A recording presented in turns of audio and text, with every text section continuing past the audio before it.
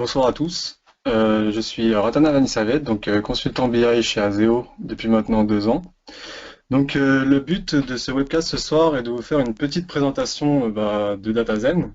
Donc je vais essayer de vous montrer le plus possible avec le temps qui m'est donné.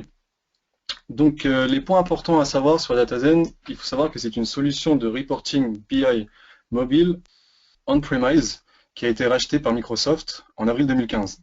Elle permet donc en fait, qui dit reporting, dit création de composants BI tels que des dashboards ou encore des KPI. Alors au niveau du licensing, il faut savoir que si jamais vous possédez un SQL Server 2008 édition Enterprise ou plus avec une software assurance, pardon, vous pouvez utiliser DataZen sans surcoût.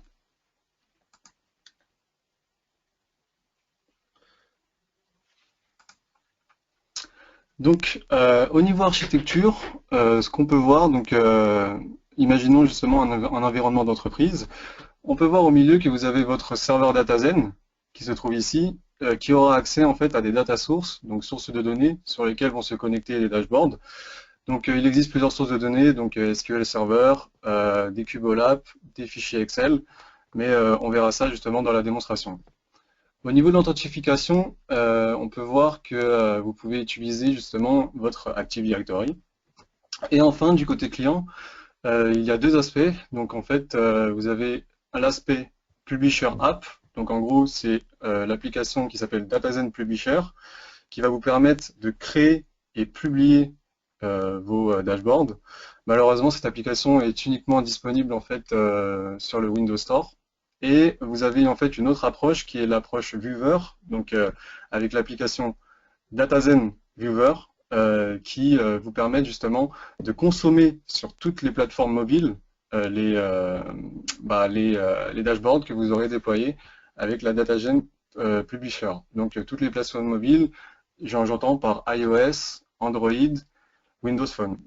Et d'autre part, vous pouvez aussi consommer ces dashboards et les KPI avec un navigateur Internet. Donc pour ma démo, ce que j'ai utilisé, donc j'ai créé deux VM Azure sur lesquels j'ai installé donc le DataZen Server, donc une machine que j'ai nommée DataZen. J'ai aussi installé un SQL Server avec une base de données AdventureWorks pour des données test. Et j'ai créé en fait une autre VM qui correspond à mon AD que j'appelais data-ad01, donc pour l'authentification.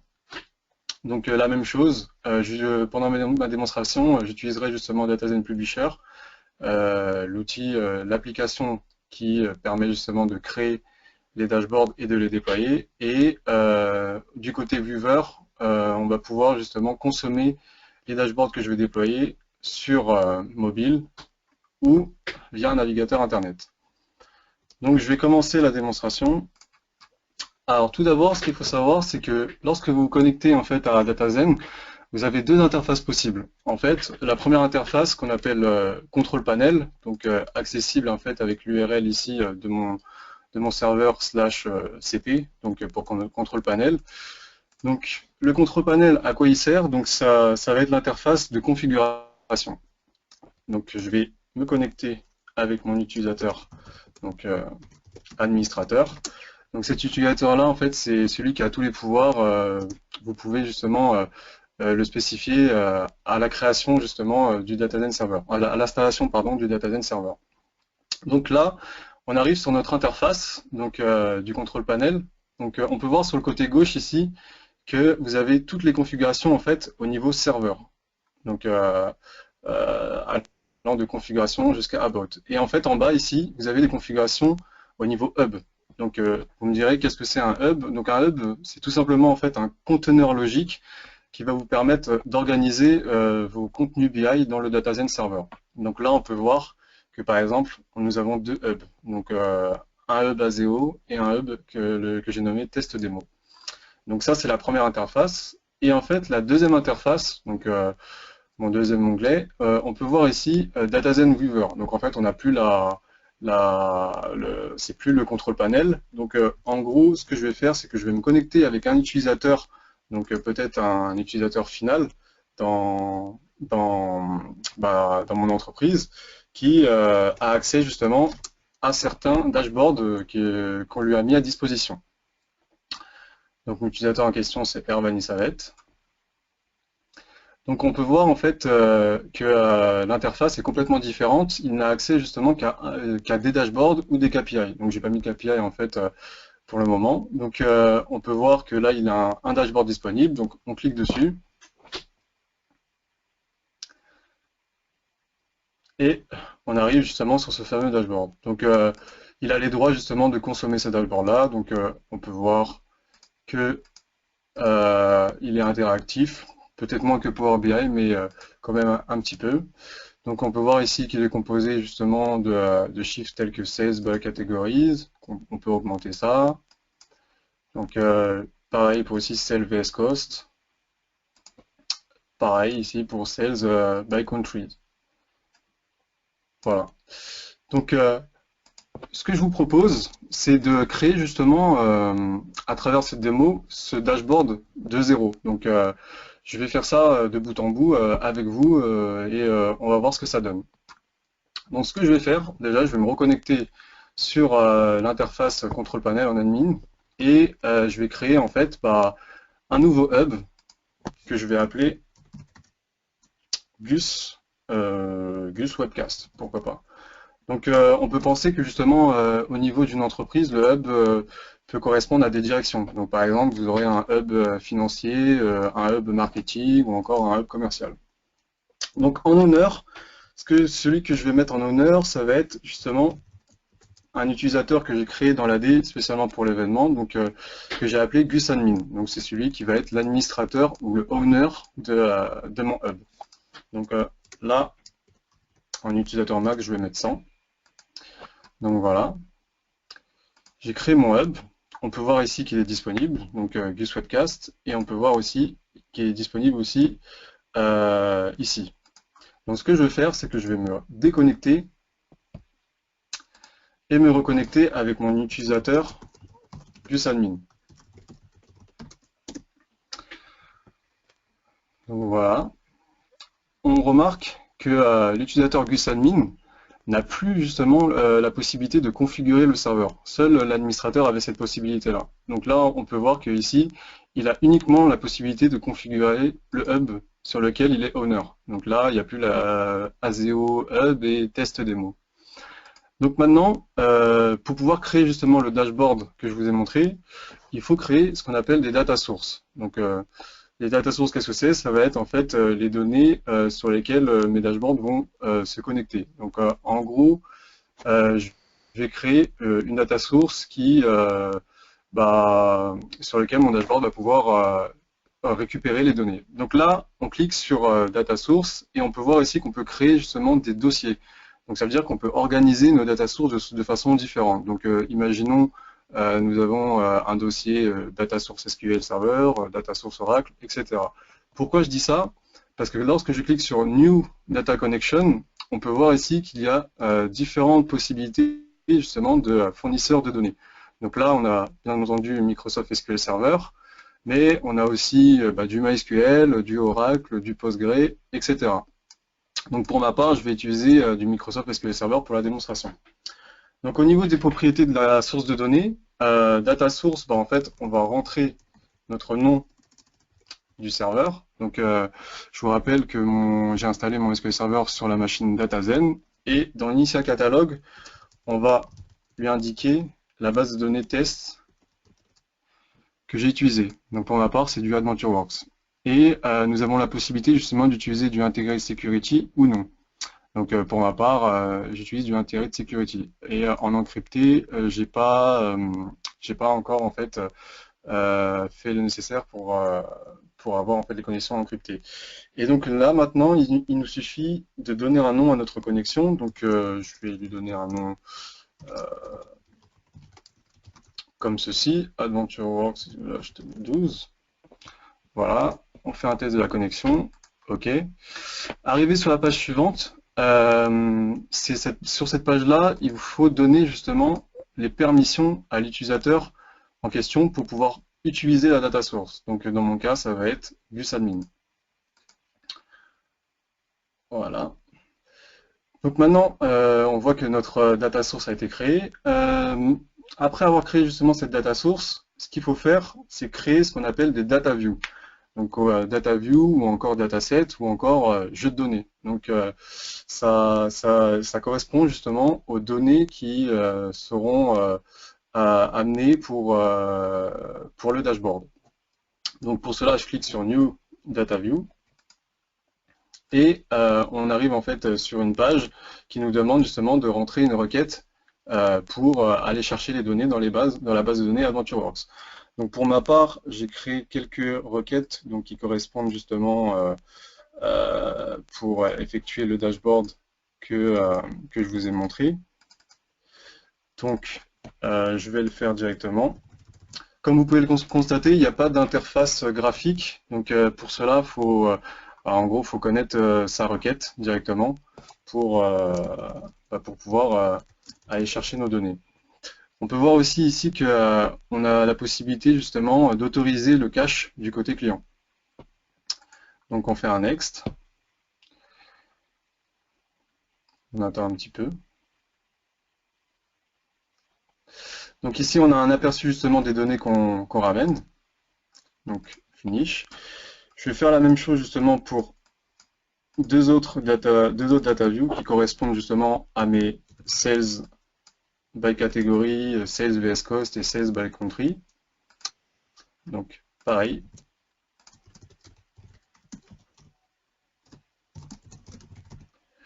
Sales by country. Et le dernier,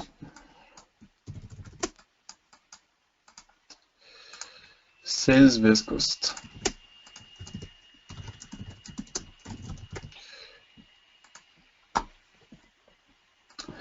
Voilà. Maintenant que j'ai configuré cela, donc j'ai créé ma source de données, j'ai créé mes data views, il ne me manque plus que créer les dashboards. Donc certains me diront en fait que sur le panneau ici nous avons le panneau dashboard, mais c'est un peu trompeur parce que c'est pas ici qu'on crée nos dashboards. Comme je vous l'ai dit précédemment, c'est sur l'application DataZen Publisher qui est uniquement disponible sur le Windows Store. Donc en gros, on va lancer l'application.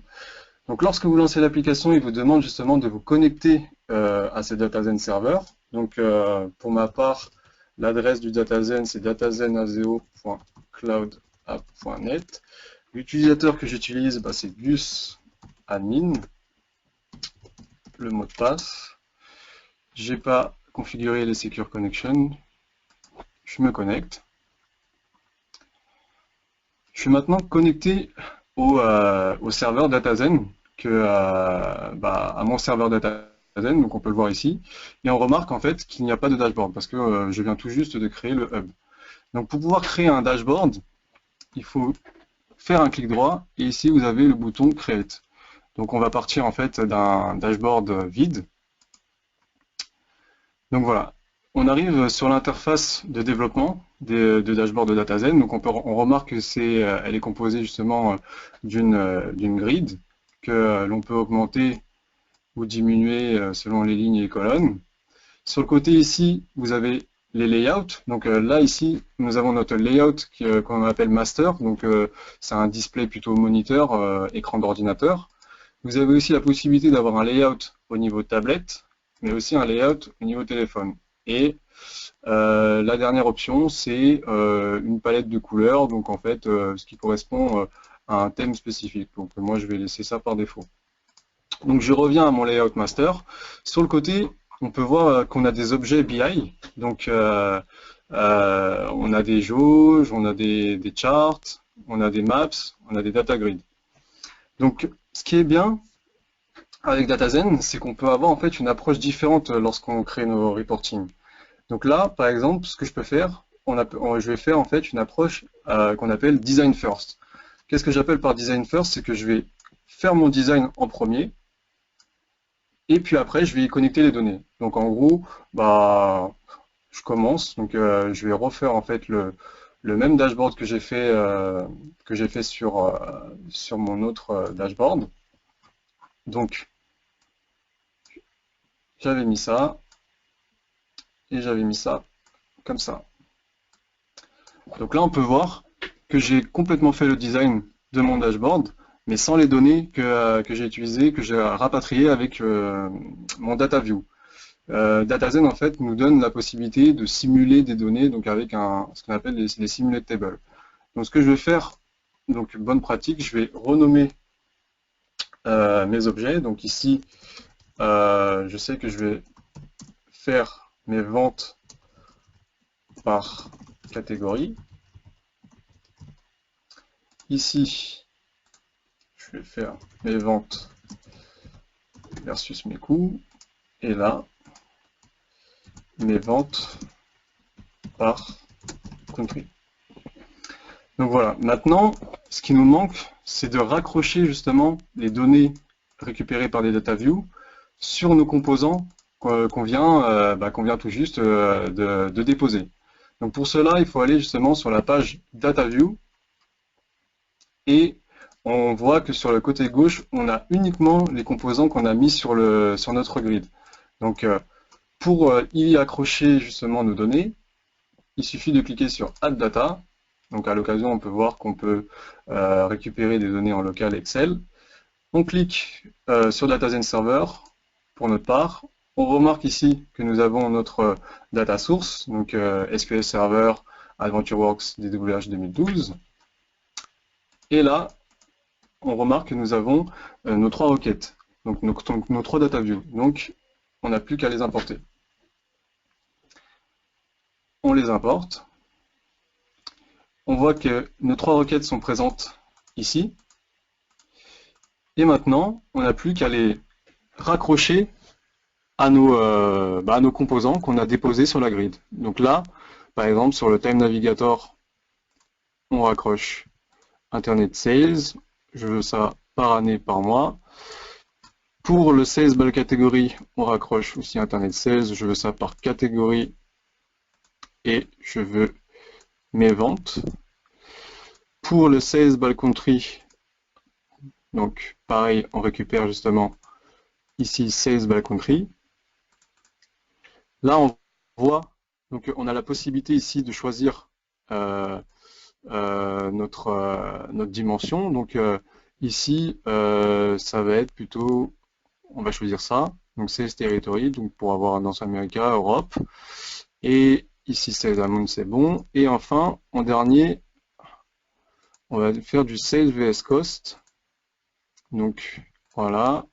Et ici, on va prendre les coûts. Donc on retourne sur notre Layout View et on voit que ça a pris en compte justement nos données. Donc si on fait un preview et qu'on utilise un peu le dashboard, on voit que c'est bien nos données qu'on a rentrées et qu'on a récupérées et qui sont justement représentées sur le dashboard en question. Donc maintenant, en fait, il y a quelques petites choses qui me chagrinent, c'est que au niveau du design, par exemple, sur le Sales by Category, je voudrais qu'il y ait en premier tout le temps le nombre de ventes le plus élevé par rapport aux autres. Donc là, on peut voir qu'il est au milieu. Là, par exemple, ici, sur ce dashboard-là, enfin sur ce composant-là, j'aimerais à la place en fait d'avoir un bar chart et un area derrière, j'aimerais peut-être avoir aussi une line. Donc comment je fais? Je retourne sur le Layout View, je clique sur mon composant en question, et en fait, en bas ici, nous avons les options qui vont nous permettre en fait d'effectuer ces petits changements de design. Donc là, par exemple, ici, qu'est-ce que je voulais? Je voulais avoir les valeurs de façon descendante. Et ici, je voulais une visualisation différente, donc un line vs bar chart. Et là, par exemple, on peut voir ici que j'ai North America, Europe, Océania. Je voudrais peut-être en fait les avoir au niveau countries. Donc là, on peut voir qu'ici que il n'y a pas encore de données pour les countries parce que dans mon composant, ici, j'ai raccroché les Sales Territory. Et les Sales Territory, c'était Oceania, North America, etc. Donc pour avoir les countries, il me suffit juste de changer la dimension donc par English Countries Region Name. Je regarde. Et maintenant, nous avons bien le résultat voulu. Donc pareil, mais avec une visualisation différente, donc comme je le voulais. Euh, Maintenant, la chose intéressante, c'est que j'ai effectué justement mon dashboard sur le display master. Maintenant, nous allons voir en fait que je peux faire la même chose sur le layout téléphone. Donc, pour cela, je vais ici et je change mon layout en fait en téléphone. Et on peut voir ici qu'il y a uniquement les composants, les objets BI que j'ai mis sur la grid. On ne peut plus avoir en fait, on peut plus rajouter d'autres éléments parce que cela se fait uniquement le layout master. Donc là, par exemple, pour le layout téléphone, je vais faire ça comme ça, peut-être ça comme ça,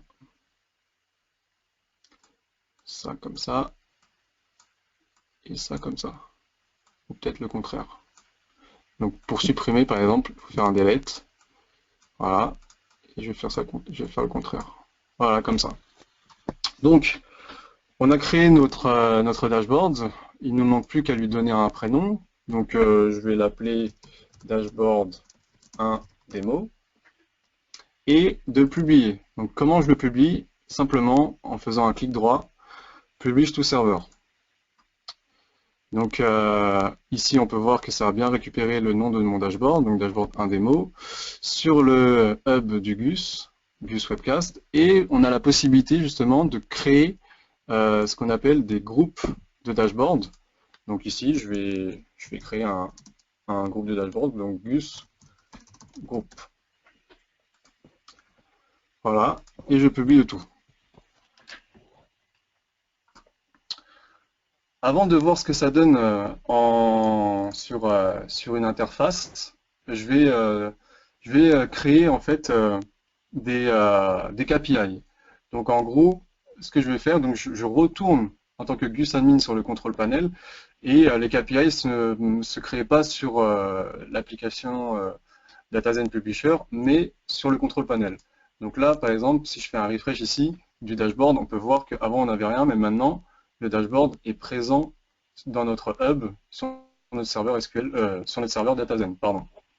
Donc maintenant, je vais créer en fait une KPI. Donc pour cela, je vais sur l'onglet KPI et je vais créer un nouveau groupe de KPI. Donc la même chose que pour les groupes de dashboard, possibilité de créer un groupe de KPI que je vais appeler KPI group Gus. Ma data source, c'est toujours la même chose, mon serveur DataZen. Ma base de données test. Et un integrate security non encrypté. Je teste. Voilà. Donc pareil que lorsque l'on crée une source de données, on va donner en fait l'accès à notre utilisateur pour la KPI en question. Donc voilà. Donc ce que je vais faire maintenant, c'est créer donc la KPI. Donc là, pardon, j'ai créé juste le groupe de KPI. Donc maintenant, je vais créer la KPI. Donc je vais arriver sur l'interface de création.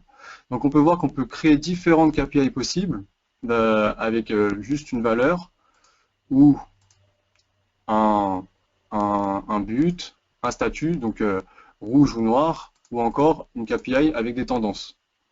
Donc pour ma part, ce que je vais faire, c'est je vais juste créer une KPI avec une valeur et bien entendu à l'aide d'une requête.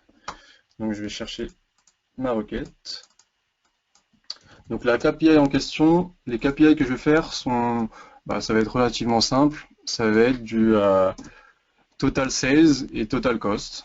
Donc update, on donne un nom à notre KPI, total sales. Je remarque ici que au niveau du total sales, ici c'est pas très joli en fait d'avoir le total sales complet. Donc je change ma value format. Donc je vais faire ça comme ça. Voilà, ça c'est plus joli. Donc je crée cette KPI là et je vais créer ma deuxième. Donc total cost. total cost. Et voilà. Donc après avoir créé des KPI, ce que je peux faire, c'est les relier en fait à un dashboard. Donc là, ce que je vais faire, c'est les relier au dashboard que j'ai créé. Donc maintenant, on va consommer les dashboards, mais ce que je vous propose, c'est d'utiliser en fait un utilisateur que vous pourrez justement utiliser pour voir le dashboard en question sur vos téléphones. Donc ce que je vais faire, c'est que j'ai ajouté un utilisateur que j'ai nommé GusUser dans mon AD. Je vous donnerai les mots de passe, en fait, les credentials pour vous y connecter. Et donc du coup, à partir du moment où je l'ai mis comme utilisateur sur le hub, il y a accès. Donc là, je ne vous mets pas en tant que publisher, donc vous pourrez juste consommer le dashboard. Donc ce que je vais faire, c'est que je vais effectuer le test. Normalement, il ne pourra pas voir en fait le dashboard parce que il y a de la sécurité dans DataZen. Donc Gus user, Gus 2015.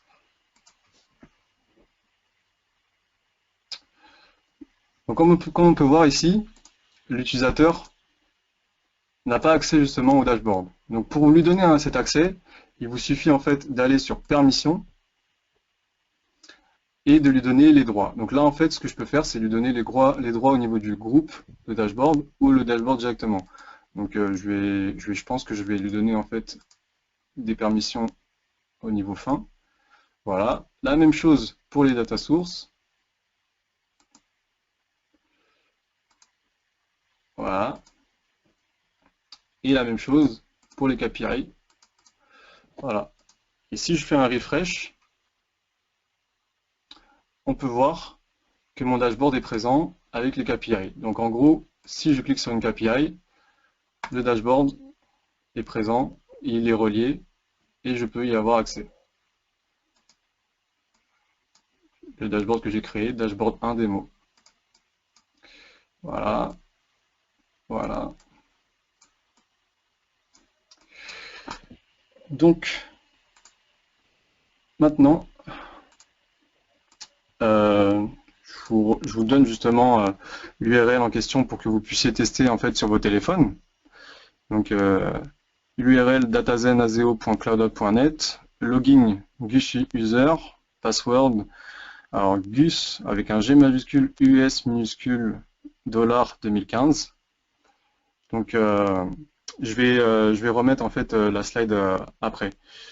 Donc bien entendu, je n'ai pas pu parler en fait de tout ce qu'il y avait à dire sur DataZen avec le temps qui m'y était donné, mais j'ai essayé justement de condenser le tout et de vous montrer justement la création d'un dashboard en allant de la création d'un hub, d'une data source, des data views et de voir à peu près l'application DataZen Publisher qui est justement votre environnement de développement de dashboard et comment connecter ces données et ensuite les déployer et les consommer.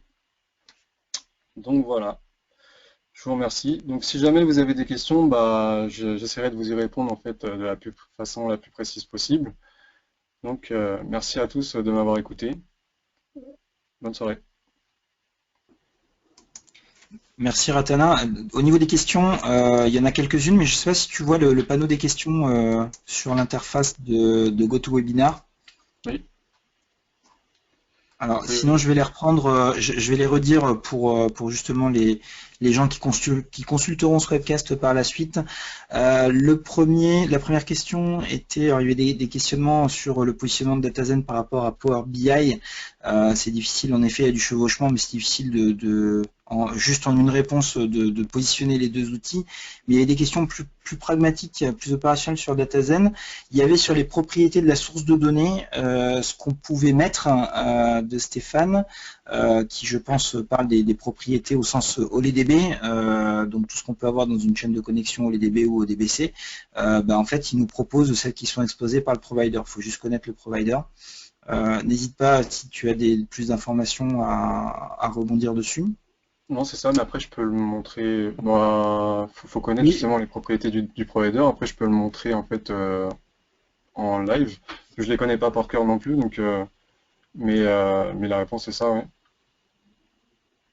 Ben, je te laisse montrer à la rigueur le temps que je parle de l'autre question.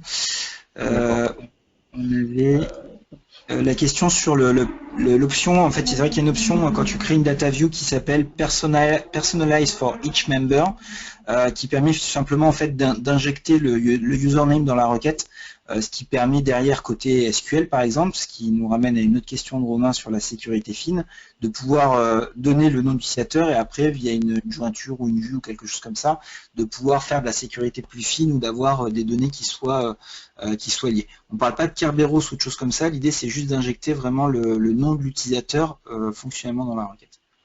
Donc bah, ce que je montre à l'écran, c'est bah, la question en fait de Stéphane. Donc on peut voir ici, c'était bien ça au niveau de add property, au niveau d'une data source. Donc là, on peut voir différentes propriétés bah, spécifiques à la data source en question. Donc après, je les connais pas par cœur. Donc là, si Il y en a une qui va être intéressante, ça va être par exemple Application Intent qui permet justement de pouvoir sur une archi topologie Always-On de pouvoir viser un réplica secondaire qui est identifié pour de la lecture seule et donc faire de l'offloading sur un autre serveur. Comme on est pile dans les temps, je réponds juste aux deux dernières questions où tu peux y répondre, Ratana. La première, c'était à propos de la sécurité. C'était pour avoir de la sécurité fine, donc on y a partiellement répondu. Avec une source Analysis Services, évidemment, on a quelque chose de beaucoup plus fin avec la transition de l'utilisateur qui est en train de consulter le rapport quand on est en mode Active Directory. Et enfin, la dernière question, c'était, tu as peut-être la réponse, Ratana, au niveau des KPI, comment on fait pour justement mettre un peu de culture là-dedans et de dire que quand on a de la monnaie, c'est du dollar ou des euros ou des yens ou autre chose. alors là, je sais pas si ça se trouve en fait au niveau. Je pense que c'est au niveau. Je sais que sur le DataZen Publisher, on a en fait des settings ici, donc au niveau de la culture. Mais c'est vrai que pour les KPI, j'ai En fait, pas elles vu. sont sur le groupe. Si tu peux montrer le groupe de KPI. Ah, peut-être que oui, au niveau du groupe de KPI. Hop, hop, hop. Ah voilà, Voilà, ici.